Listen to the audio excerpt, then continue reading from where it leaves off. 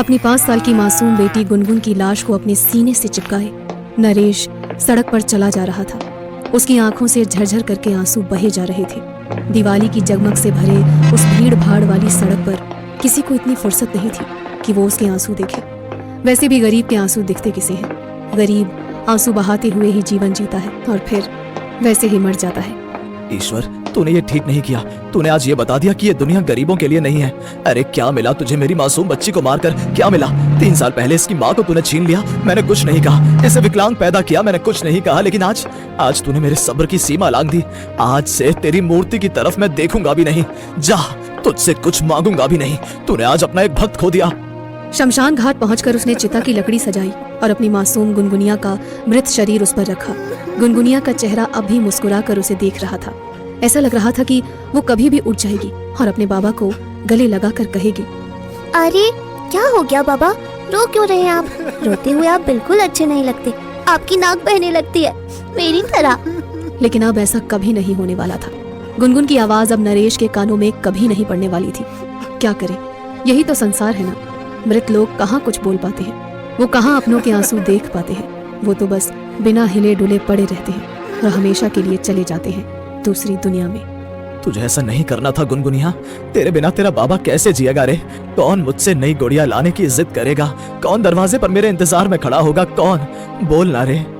नरेश कमजोर नहीं था, लेकिन पिछले कुछ दिनों में उसके साथ हुई घटनाओं ने उसे तोड़ दिया था। इसीलिए आज उसने अपनी बेटी के मृत शरीर के पास एक फैसला किया। तेरी मौत नहीं थी बेटी, इस समय तेरी मौत नहीं थी, लेकिन तेरी मौत जबरदस्ती लिखी गई उन अत्याचारियों के द्वारा जो पैसे के बल पर कुछ भी कर लेते हैं। और दुख की बात की माता लक्ष्मी की कृपा उन पर ही बनी रहती है। आज दिवाली के दिन लोग जब दिए जला रहे हैं तो देख, मेरी किस्मत में तेरी लाश जलाना लिखा है। लेकिन बेटी, अब मैं भी नहीं रहूंगा इस जालिम दुनिया में, मैं भी मरूंगा तेरे साथ। ये कहकर नरेश अपनी बेटी की चिता के बगल में लेट गया। आखिर क्या हुआ था नरेश के साथ? कैसे मरी थी उसकी बेटी और क्यों नरेश ले रहा था खुद को मारने का निर्णय? इसे जानने के लिए हमें कुछ दिन पहले जाना होगा।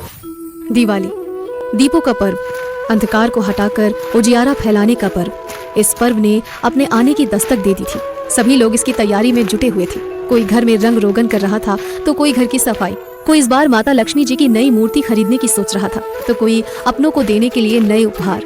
हर कोई अपनी अपनी हैसियत के अनुसार प्लानिंग कर रहा था। अरे मैम, आप हमारी पुरानी ग्राहक हैं, हम आपको कोई ऐसी वैसी चीज थोड़ी ना दिखाएंगे। आपके लिए तो सब कुछ स्पेशल होगा। ये कहकर कांतीलाल ने अपने स्टाफ मोहन को कहा, मोहन, वो लेटेस्ट वाले डायमंड के सेट लेकर आओ जो कल ही आए हैं। मोहन सुहासिनी अग्रवाल को गहने दिखाने लगा। 25 लाख के 2 सेट सुहासिनी को पसंद आए। मान गई मैम, क्या चीज पसंद की है आपने? पूरे शहर में ऐसी चीज किसी के पास नहीं होगी। सुहासिनी अग्रवाल को वैसी चीज चाहिए भी नहीं जो किसी दूसरे के पास हो। मुझे हर चीज यूनिक चाहिए और हर यूनिक चीज मेरी होनी चाहिए। सुहासिनी अग्रवाल शहर के सबसे अमीर बिल्डर विजय पत अग्रवाल की इकलौती बेटी थी। पैसों का बहुत गुरूर था उसे। अपने सामने वो किसी को कुछ नहीं समझती थी। 50 लाख के गहने खरीद कर वो अपनी महंगी सी कार में बैठी और अपने ड्राइवर से कहा, ड्राइवर तुम घर जाओ, मैं गाड़ी खुद ड्राइव करूंगी। पर मैम, साहब ने तो कहा था कि आपको गाड़ी ड्राइव करने नहीं देनी है क्योंकि आप अभी अच्छी तरह से गाड़ी ड्राइव नहीं कर सकती हैं। ड्राइवर ने अभी अपनी बात पूरी भी नहीं की थी कि एक जोरदार तमाचा उसके गाल पर पड़ा। 2 टके के ड्राइवर, तुझे जो बोला उतना कर। पापा ने क्या कहा ये मुझे मत बता। चल हट, हट यहाँ से, और कल से आने की जरूरत नहीं है। मेम साहब, ऐसा मत करिए, मेरे छोटे छोटे बच्चे हैं। तो कल से तू अपने छोटे छोटे बच्चों के साथ भीख मांग, समझा? चल हट, अब तेरे शरीर से गरीबी की बदबू आ रही है। सुहासिनी ने ड्राइवर का कॉलर पकड़कर उसे खींच कर उतारा, फिर गाड़ी में रखे सैनिटाइजर से हाथ धोया और गाड़ी को फुल स्पीड में सड़क पर दौड़ा दिया। रफ्तार, जवानी और पैसों का नशा ऐसा ही होता है, वो हर चीज को रौंदने पर उतारू होता है।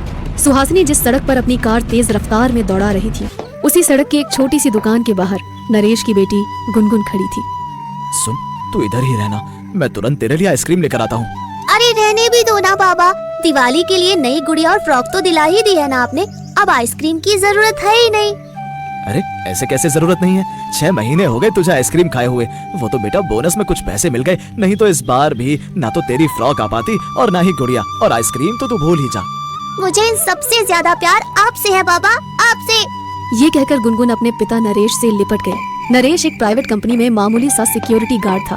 बहुत कम तनख्वाह थी उसकी, लेकिन उसी में वो अपनी प्यारी गुनगुनिया को जमाने भर की खुशियाँ देने की कोशिश करता था। तू रुक अब यहाँ, मैं रोड के दूसरी साइड से तेरे लिए आइसक्रीम लेकर आता हूँ। जल्दी आना बाबा। नरेश को क्या पता था कि ये आखिरी शब्द है जो वो अपनी बेटी के मुंह से सुन रहा है। इधर वो आइसक्रीम खरीद रहा था और उधर तेज रफ्तार से आती सुहासिनी ने सड़क की साइड में खड़ी गुनगुन को अपनी रफ्तार तले रौंद दिया। गाड़ी की टक्कर इतनी जोरदार थी कि गुनगुन 30 फुट ऊपर उछल गई।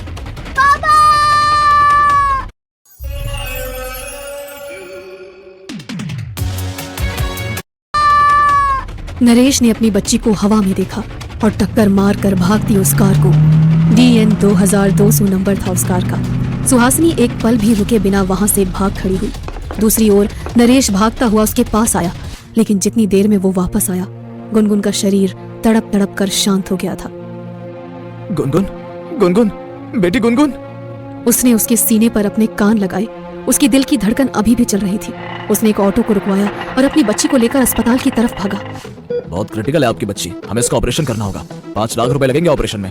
नरेश मामूली सा सिक्योरिटी गार्ड था, वो भला इतने पैसे कहाँ से लाता। तभी उसके दिमाग में गाड़ी का वो नंबर घूमने लगा जिसकी टक्कर से गुनगुन की ये हालत हुई थी। वो उस कार को अच्छी तरह से पहचानता था, क्योंकि वो जिस सोसाइटी में सिक्योरिटी गार्ड था, वो सोसाइटी सुहानी अग्रवाल के पापा की ही बनाई हुई थी।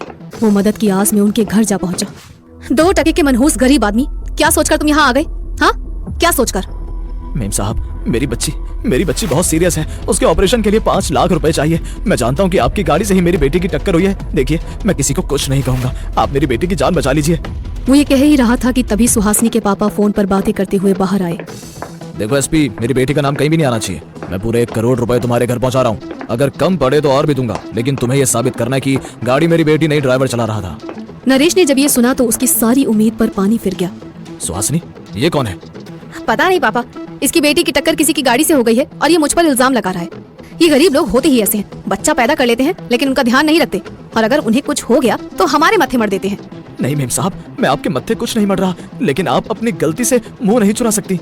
सुहासिनी ने जैसे ही ये सुना, उसने खींचकर एक थप्पड़ नरेश को मारा और अपने पापा से कहा, पापा, ये आदमी मुझे धमकी दे रहा है, जरा SP को कहकर इसकी हैकड़ी निकलवाइए।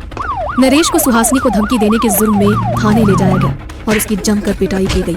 पूरे 24 घंटे उसे थाने में ही रखा गया और थाने से छूटकर जब वो अस्पताल पहुंचा तो उसकी बेटी सफेद कपड़ों में लिपटी हुई थी। गुनाह किसी ने किया था, लेकिन सजा किसी और को मिल रही थी। गुनगुन, चिता पर हम दोनों चलेंगे, दोनों। ये कहकर उसने चिता में आग लगा दी। आग की लौ ऊपर तक उठने लगी, लेकिन तभी वहां जोरों की बारिश होने लगी और आग बुझने के साथ ही वहां पर एक देवी प्रकट हुई। ये क्या कर रहे हो पुत्र? ऐसा मत करो, ये अनर्थ है, ये अनर्थ मत करो। अनर्थ तो हो गया है, आपने मेरा सब कुछ छीन लिया है माता। नहीं, मैंने कुछ नहीं छीना है। ये कहकर देवी ने अपनी शक्ति से गुनगुन को जीवित कर दिया। बाबा, हम यहाँ शमशान में क्या कर रहे हैं? तब नरेश ने उसे सारी कहानी बताई। हे देवी माता, आपने मेरी बेटी को फिर से जीवित कर दिया, मुझे अपने जीने का मकसद दे दिया, लेकिन अब मुझे यहाँ इस धरती पर नहीं रहना, इन अत्याचारियों के बीच नहीं रहना जो पैसों के बल पर कुछ भी कर देते हैं। कहाँ जाना चाहते हो तुम? बोलो नरेश। कहीं भी, लेकिन यहाँ से दूर। ठीक है, मैं तुम्हें चांद पर भेजती हूँ। तुम अपनी दिवाली वहीं मनाओ और अब से वहीं रहो। देवी ने अपनी शक्ति से एक यान प्रकट किया और नरेश और गुनगुन चांद पर चले गए। लेकिन दिवाली पर अंधियारा तो मिटाना अभी बाकी था। सुहासिनी दिवाली के पटाखे जला रही थी। अचानक एक चिंगारी उड़कर उसके कपड़ों में लग गई और पल भर में ही वो चिंगारी भयानक आग में बदल गई। पापा, पापा मुझे बचाइए, पापा, पापा। लेकिन जब तक उसे कोई बचाता वो 90% जल चुकी थी।